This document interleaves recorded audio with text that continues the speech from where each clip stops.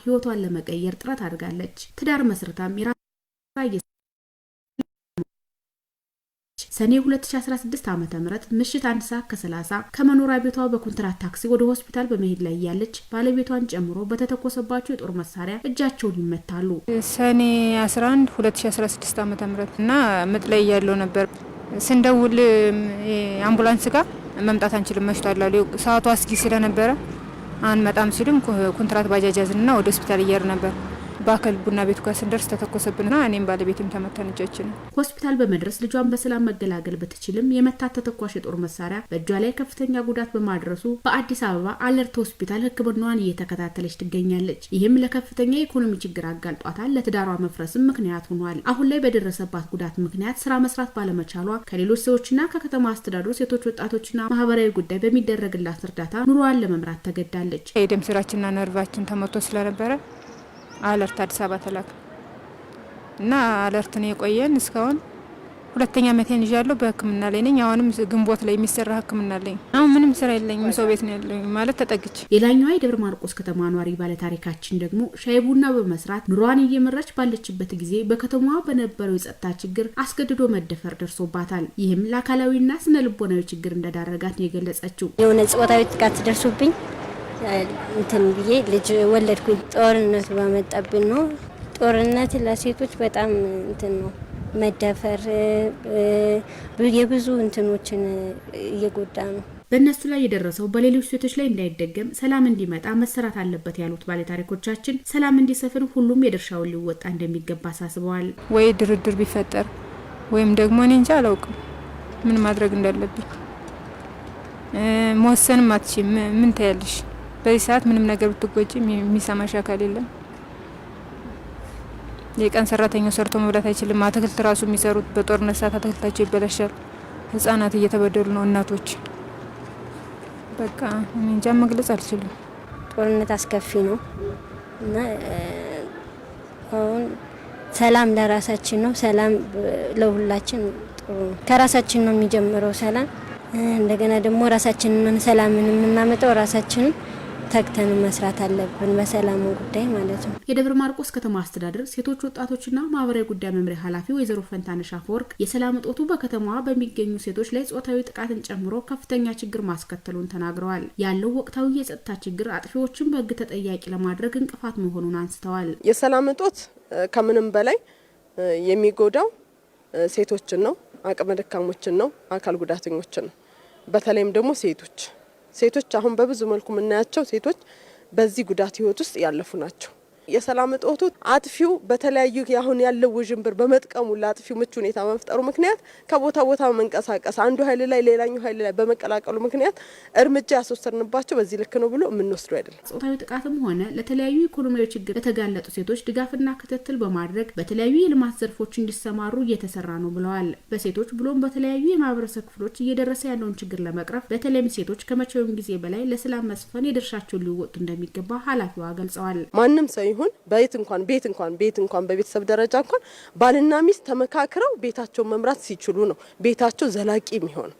ከዛ ውጭ አንቺ ትብስ አንተ ትብስ ተባብሎ ተቻችለው ነው ትዳርን የሚመሩት። ልክ እንደዛ ሁሉ ሀገርም የምትመላ በዚህ ልክ ነው ብዬ ነው የማስበው እንደኔ።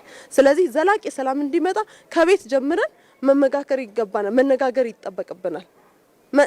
ያሉ ችግሮችን በውይይት በንግግር መፍታት ይጠበቅብናል። እንደሱ ማድረግ ካልቻለን ነገም ከነገ ወዲያም ከዚህ የከፋ እንጂ ከዚህ የተሻለ ኑሮ ይገጥመናል ብለን አናስብ። እዚሁ የአጀንዳ ጉዳያችን ላይ ነው ቆይታ የምናደርገው። በአማራ ክልል ለዓመታት በዘለቀው የሰላም እጦት በሴቶች ላይ የደረሰውን ሁለንተናዊ ጥቃት ለመጠገንና እየተሸረሸረ የመጣውን ማህበረሰባዊ ሴት መልሶ ለማቆም ሰላም ብቸኛው አማራጭ መሆኑን የክልሉ ሴቶች ወጣቶችና ማህበራዊ ጉዳይ ቢሮ አስታውቋል። የሴቶች ደህንነት የሀገር ደህንነት መሆኑን የገለጸው ቢሮ በግጭቱ ምክንያት ሴቶች ለከፋ አካላዊ፣ ስነ ልቦናዊና ሰብአዊ ጥቃቶች መጋለጣቸውን አመላክቷል። ዘላለም አስፋው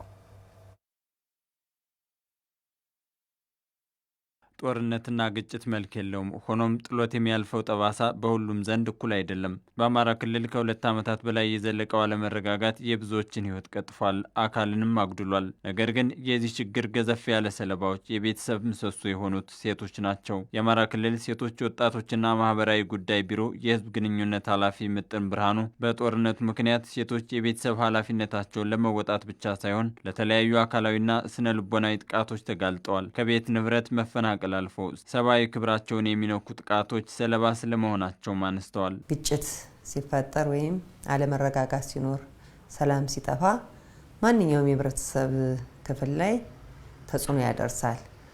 ውድ የሆነውን የሰው ልጅ ህይወት ከማጥፋት ጀምሮ በርካታ ንብረቶች እንዲወድሙ ምክንያት ይሆናል። ስለዚህ ማንኛውም የህብረተሰብ ክፍል በግጭት ወቅት ከፍተኛ የሆነ ተጽዕኖ ይደርስበታል። ነገር ግን የሁሉም የህብረተሰብ ክፍሎች የሚጋሩትን ችግር እንደተጠበቀ ሆኖ ከዛም ዘለል ባለ መልኩ ግን በተለይ ሴቶች ላይ ብቻ አነጣጥረን እንኳን ብንሄድ ሴቶች በተዛባው የስርዓተ ጾታ አመለካከት ምክንያትም እንበለው በተፈጥሮም ጭምር በተሰጣቸው ኃላፊነት ምክንያት ድርብ ኃላፊነቶችን ተሸክማ የምትኖር ናት ማለት ነው ሴት በተፈጥሮና ሴቶች ዘር የመተካት ሂደቷን እንኳን ብናይ የአንዲት የጸነሰች ሴት የወሊድ ክትትል በአግባቡ እንዳታደርግ ህፃኑ ተገቢውን ክትትል እያደረገ እንዳይወለድ ከዛም አልፎ ደግሞ የመውለጃ ጊዜዋ ሲደርስ ደግሞ በቤት ውስጥ እንድትወልድ ብቻ ሳይሆን ምናልባት መንገድ ላይ የትራንስፖርት ችግርና ሌሎች ገጥመው መንገድ ላይ በአስቸጋሪ ሁኔታ ውስጥ እንድትወልድ አልፎም ህይወቷ እንዲያልፍ እስከማድረግ ድረስ ጉልህ አስተዋጽኦ ያበረክታል ማለት ነው። ስለዚህ ሴቶች ላይ ድርብ የሆነ ተጽዕኖ ያደርሳል ማለት ነው። ህጻናትን በተመሳሳይ ሴቶች ላይ የሚደርሰውን ጥቃት ለመቀነስም የህግ ተጠያቂነት ብቻውን በቂ አይደለም ያሉት ወይዘሮ ምጥን የታረሰውን እርሻ ለማረም የተሰበረውን እሴት ለመጠገንና ለሴቶች የሚመች ከባቢ ለመፍጠር ሰላም ቀዳሚው መንገድ ነው ብለዋል። መከላከሉ ላይ ትኩረት አድርገን እንሰጣለን። ነገር ግን ጥቃት ተፈጽሞ ሲገኝ ደግሞ አሁንም እያየነው ያለ ደግሞ ጥቃት እየተፈጸመ ስለሆነ እነዚህን ጥቃት የሚፈጸሙባቸውን ሴቶችና ህጻናት ደግሞ አገልግሎት የምንሰጥባቸው የአንድ ማዕከል አገልግሎቶች አሉ ማለት ነው። በክልላችን ወደ 18 አካባቢ የሚደርሱ በሁሉም ዞኖቻችን እነዚህ አንድ ማዕከል አገልግሎቶች አሉ። የአንድ ማዕከል አገልግሎት የምንላቸው እንግዲህ ጥቃት የደረሰባቸው ሴቶችና ህጻናት በአንድ ማዕከል ውስጥ ሆነው የጤና፣ የስነ ልቦና፣ የህክምና፣ የህግ፣ የፍትህ አገልግሎት በጥቅሉ የሚያገኙበት አገልግሎት መስጫ ማዕከል ነው። እዚህ ውስጥ እንግዲህ ቅድሚያ የሚደረገው ጥቃት ደርሶባት የመጣች አንዲት ሴት ወይም ህፃን በቅድሚያ የጤናው ሁኔታ ነው አገልግሎት ታገኘው የጤና አገልግሎት ታገኛለች ማለት ነው። ከዛም ጋር ተያይዞ የስነ ልቦና አገልግሎት ይሰጣታል። ከዛም ጋር ተያይዞ ደግሞ የፍትህ አገልግሎት ይሰጣታል። ጥቃት አድራሹ ወንጀል ፈጻሚው አካል በህግ ቀርቦ አስፈላጊውን ብቻ ሳይሆን ተገቢ እርምጃ እንዲወሰድበት ተገቢውን አስተማሪ ሆነ ጥቃት እንዲያገኝ አብሮ ከዛው በቅንጅት የሚሰሩት ናቸውና በዚህ በአንድ ማዕከል ውስጥ ጥቃት ደርሶባት እዚህ የቆየች ሴት ወይም ደግሞ እዚህ አገልግሎት መስጫ ውስጥ ያለች ሴት በዛው ውስጥ የስነ ልቦና ማገገም ስራው እንደተጠበቀ ሆኖ ኢኮኖሚካሊም ነገ ወደ ማህበረሰቡ ተቀላቀል ከጥቃት በኋላ ህይወት ይቀጥላል። ስለዚህ የሚደረገው ነገ በቋሚነት ሰው አገግማ ኢኮኖሚም ራሷን እንድታበቃ ለማድረግ ደግሞ የተለያዩ የስነ ልቦና ለራሷ የሚጠቅማት ህይወት ክህሎት ስልጠናና ሌሎች የሙያ አገልግሎት እንደዝንባሌ የሙያ ስልጠናዎች ይሰጣሉ ማለት ነውና የሙያ ስልጠና ይሰጣታል፣ የህይወት ክህሎት ስልጠና ይሰጣታል። በቀጣይም ደግሞ በቋሚ የገቢ ማስገኛ እንድትሰማራ በገቢ ማስገኛ የምናሰማራቸው እንዲሁ ብሩን ሰጠን አይደለም የምንበተናቸው ከተገቢው የቅድመ ስልጠናና ከተገቢው ሙያዊ ድጋፍና ክትትል ጋር ተያይዞ ነው ይሄ የምናደርገው። ይሄን ስናደርግ አሁንም ይሄ ብቻ በቂ አይደለም። ከነዚህ ሴቶች ድጋፍ የተደረገላቸው ሴቶች ካሉበት ከተሞች ላይ ከሚመለከታቸው አካላት ከንቲባውን ጨምሮ ከነሱ ጋር ንግግር በማድረግ የመስሪያ ቦታ ሁሉ እንዲመቻችላቸው ተገቢው ድጋፍና ክትትል እየተደረገላቸው ምን እንዲሆኑ ነው በኢኮኖሚ ራሳቸው እንዲያሻሻሉ ራሳቸውን አልፈው ለሌሎች እንዲጠቅሙ በዚህ ረገድ ካሁን በፊት እንግዲህ ችግር ከኛ አካባቢ ከተከሰተ 3 እና 4 አመታትን ያስቆጠርን ስለሆነ በርካታ ሴቶች የዚህ አይነት ሰለባ ሆኖ ስለምናገኝ በተለያዩ ቦታዎች እንደዚህ ኢኮኖሚካሊ ራሳቸውን ፓወር የሚያደርጉበት መንገድ እየተመቻቸ ዛሬ ራሳቸውን ብቻ አይደለም ቤተሰባቸውን አካባቢያቸውን እየጠቀሙ ያሉበት ሁኔታ የተወሰኑ ሴቶችንም እና ሌሎች የስራ ዕድል ፈጥረው ያሉበት ሁኔታ ማየት ይቻላል። የሴቶች ደህንነት የሀገር ደህንነት ነው። ዛሬ የምንዘራው የሰላምና የክብር ዘር ነገ ለሚመጣው ትውልድ ጠንካራ መሰረት ይሆናል።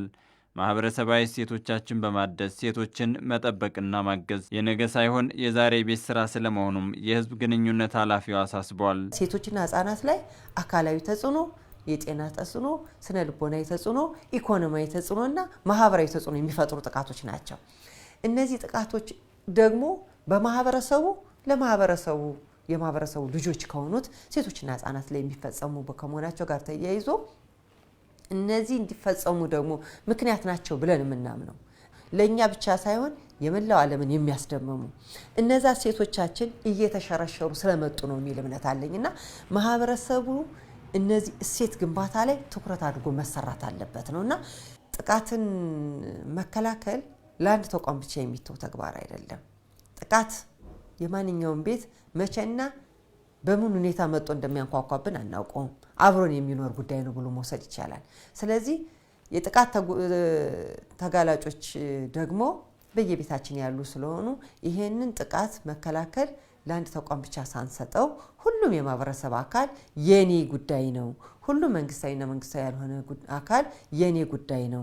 ጥቃት ዛሬ በሴቷ ላይ ዛሬ በአንድ ቤት ውስጥ ዛሬ በተጎጂዋ ላይ የሚያስከትለው የሰብአዊ መብት ጥሰትና ሌሎች ሞራላዊ ችግሮች እንደተጠበቁ ሆኖ ግን ነገ ተሻጋሪ የሆነ ችግር ይዞ ለሀገር እድገት የራሱ የሆነ አስተዋጽኦ የሚያበረክት ኔጌቲቭሊ ማለት የሚያበረክት ስለሆነ እዚህ ላይ ሁሉም አካል ርብርብ ሊያደርግ ይገባል። ትውልድ እና ሀገር መቀጠል የሚችለው ሀገር መልማት መለወጥ የሚችለው ሰላም ሲኖር ስለሆነ ሁሉም አካል ለሰላም ትኩረት ሊሰጥ ይገባል የሚል ሀሳብ አለ።